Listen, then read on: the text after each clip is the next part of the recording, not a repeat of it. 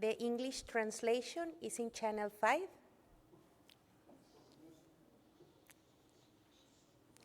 So I hope that you can, to hear the English channel, please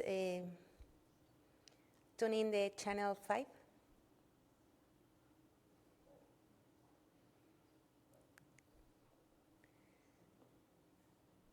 Bien, una pequeña prueba, ¿listo? Muchísimas gracias.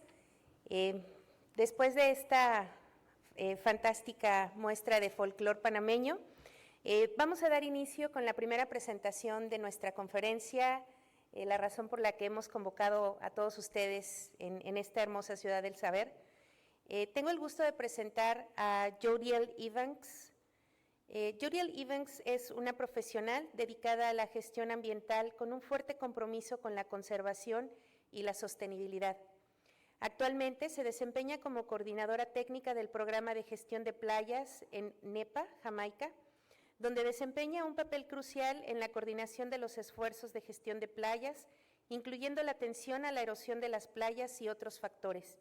Con su continuo desarrollo con un máster en Administración de Empresas en Gestión de Desastres y sus roles como directora en IPReM y NSWM. Tengo el gusto de conocer a una excelente profesional y dejarla con ustedes. Gracias.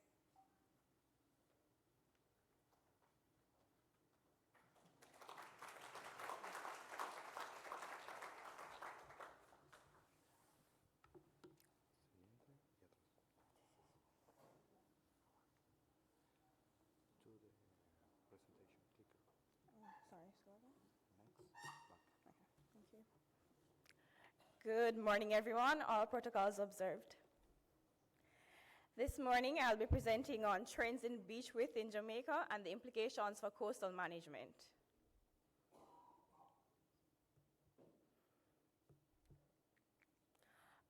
A brief history of beach erosion monitoring in Jamaica. So, beach erosion monitoring has been ongoing in Jamaica since the year 2000.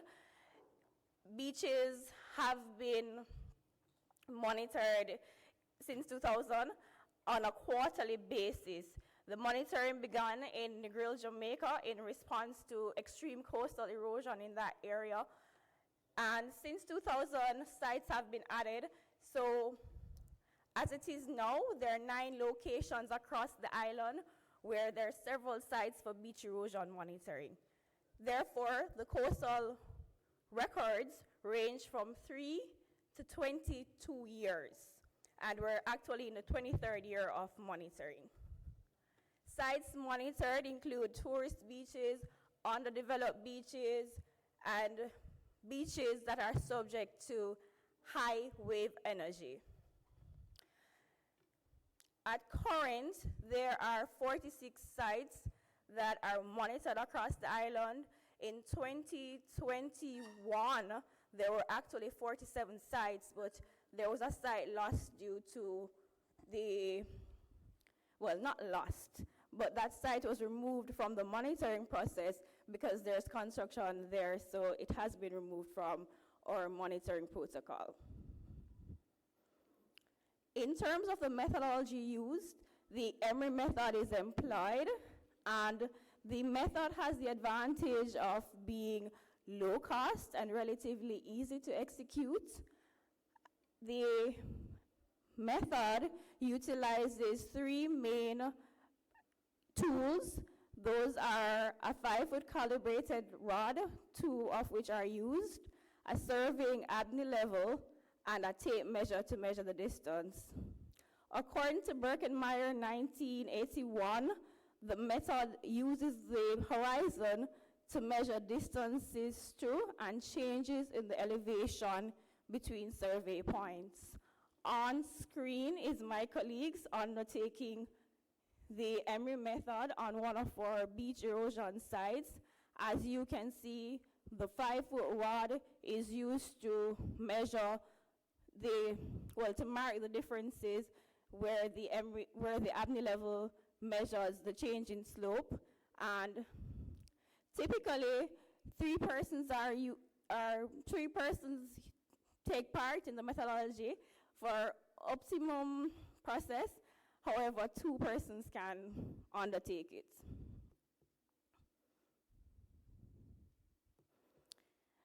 In terms of data collection, the data that is collected is inputted into the beach profile analysis version 3.2 software that was developed for the coast and beach stability in the Caribbean project, and it was a partnership between UNESCO and the University of Puerto Rico.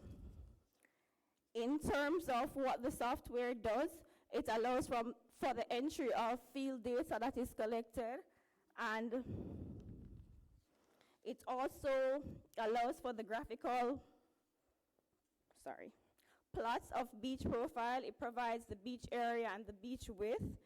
It provides summary tables for the data collected for the individual sites, and it also provides trend graphs. We use this in conjunction with Microsoft Excel to obtain descriptive statistics on the sites, including the mean beach width. In terms of the results, on screen is the annual trends that has been observed since 2018 and 2022, so that is 5 years of data.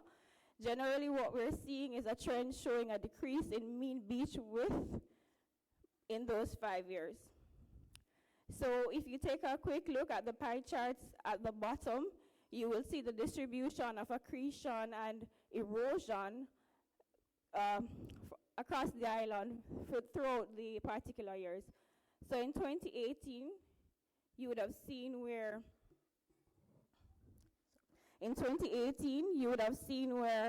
erosion and accretion were generally split down the middle, but there were more sides showing erosion. In 2019, the mean beach width was the highest it was in the 5 years, and in that time, we would have seen majority of sites experiencing accretion. 2020 and 2021, the records show that there was a decrease in mean beach width, with 2021 showing the lowest mean beach width in the 5-year period. 2022 would have experienced some accretion and an increase in the beach width, the annual beach width. However, it is still the second lowest mean beach width in the 5 years, showing that generally there is a decreasing trend in beach width. It also highlights that even where there is accretion, in the 5 years there has been no net gain that surpasses the highest, which would have been 2019. In terms of the location trend, as I would have mentioned, there are 9 locations. So each location has a certain number of sites. The number of sites vary per location depending on the actual location and the methodology that best captures what we're seeing and would allow for an accurate data capture. So in Portland, which is the first data set on the graph to our left, what we're seeing is a decrease in beach width from the baseline. Now, I should mention that the baseline, what we consider to be the baseline, is the value at the first instance where we would have monitored, or the value of the last time there was a site change. So in Portland, there is generally a decrease in mean beach width, where the decrease is roughly a half of what it was at the from the time of baseline. In Kingston, the second data set from your left, there has been general accretion. That location is showing some form of stability in terms of beach width. We move to Trelawney, where there is fluctuation in terms of accretion and erosion, but generally the mean beach width is below the baseline. For Westmoreland, also some form of stability in terms of the 5 years. We're seeing where there has not been that much change, but generally, once again, there is a decrease based on the 5-year monitoring from the baseline. Moving along to Negril, which I would have mentioned would have been one of the first, well, would have been the first site that monitoring took place. However, the date of the baseline is around 2007, not 2000, owing to the fact that sites would have been added in those 7 years. So this would have been the last time there was a site level change. So the baseline is 2007. And what we're seeing is generally some fluctuation there. For the last 3 years, the data shows that the annual beach width is below the baseline. Moving along to Clarendon, also fluctuations showing similarly that what we're seeing now is a reduction in beach width from the baseline. Interestingly, St. Catherine, which is the next data set, was added in 2017. So what you're seeing here is the 6 years of data for that site. So the baseline was taken in 2017, and it's showing that though there are fluctuations in the results for 2018 to 2022, the site is eroding from the start of monitoring there. So the last two data points here are Negril and St. James, and these two are sites that were added because of shoreline management techniques employed at the sites. In Negril, it was a site of beach nourishment, and for St. James, shore lock technology was employed there. I'm going to go to the next slide and speak a little bit more about them. All right, so on screen, I'm showing the results for St. James and Negril special monitoring. As I have mentioned, these are recent sites. St. James was added in 2018, so once again, we're seeing all of the data set for the beach erosion monitoring here at this site, and also the same for Negril.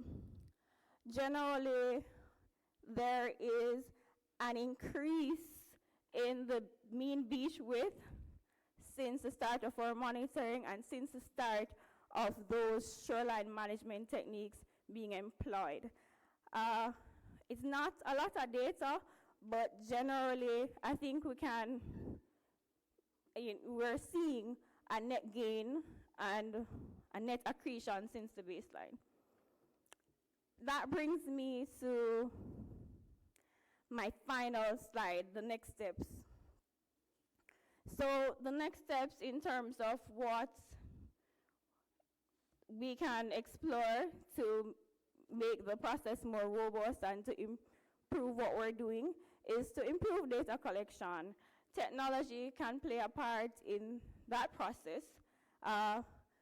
Jamaica is the recipient of a drone, which we received under the Shorelines project. So now it is for us to add that technology into our process and into our monitoring to get the best use of new technologies and new processes. And from a legislation point of view, because that was spoken about before, and yes, it is something that we come to these conferences and speak about, I want to highlight the Beach Access and Management Policy, which is a green paper in Jamaica, and it articulates the use of data in decision making, and specifically the beach erosion monitoring data and climate change projections.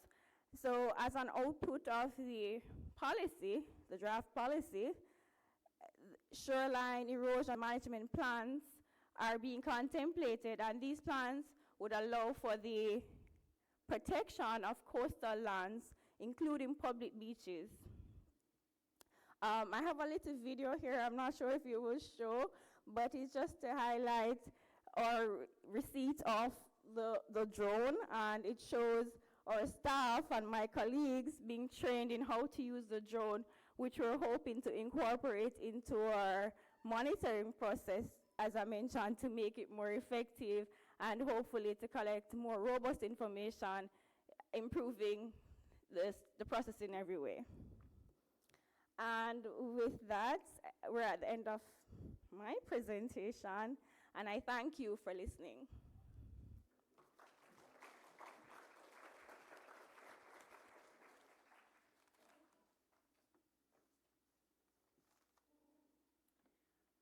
Omitimos hacer un breve anuncio relacionado con la dinámica para las preguntas. En la pantalla ustedes van a ver un código QR. Les vamos a solicitar escanear nuevamente ese código QR para que durante las presentaciones ustedes puedan empezar a mandar sus preguntas. Como no hicimos esto con anticipación, para el caso de la presentación de Jodiel, les solicitamos, en este momento abrimos el micrófono. Si alguien tiene alguna duda o algún comentario relacionado con la presentación que se acaba de dar, en este momento abrimos el micrófono.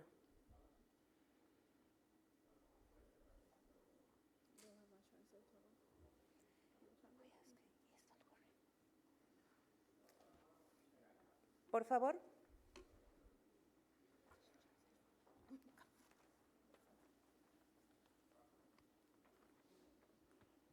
En español. ¿Anda? En español, lo único que se lo voy a hacer.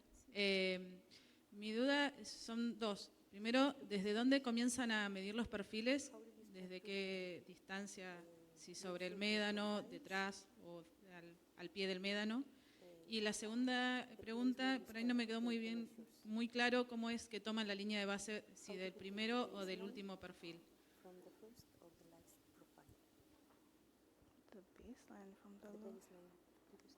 You understand? The first or with the last? I don't understand. Measure. Oh, okay. Okay, so I can understand.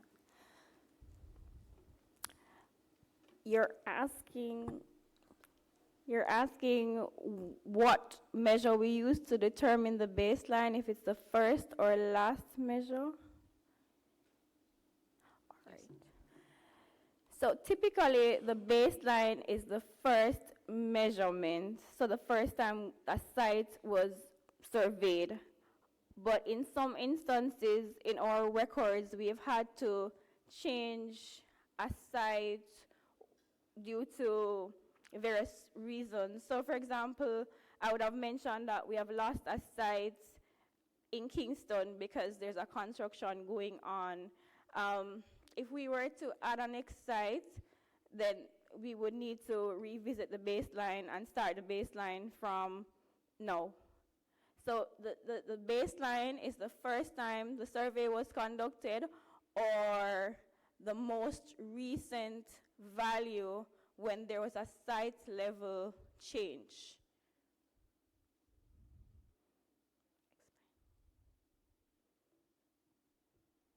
Y la primera pregunta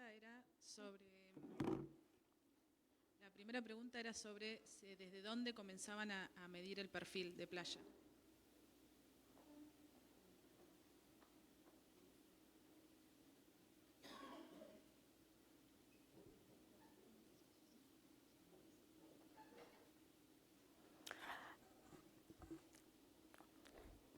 Okay, so the measurement starts at about the tree line. For some of our sites where there is a development, we try to start at where the development or the physical structures end on the beach and then go towards the high water mark. Gracias.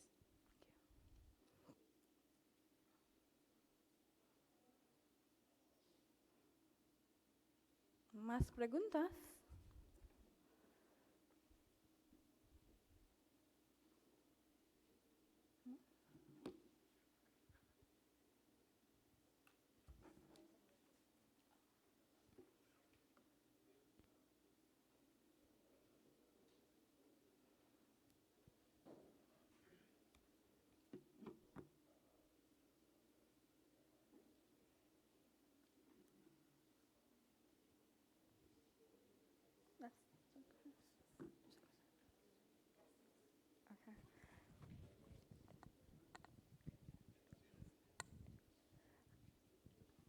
I'm not understanding. The question says with the define.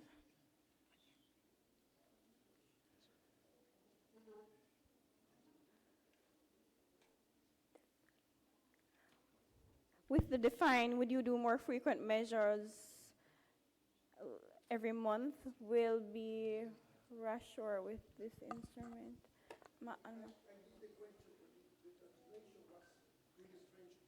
I did a question. Is with the drone, will you be able to do more frequent evaluations like every month instead of like quarterly, as you mentioned? And it will be easier with this instrument?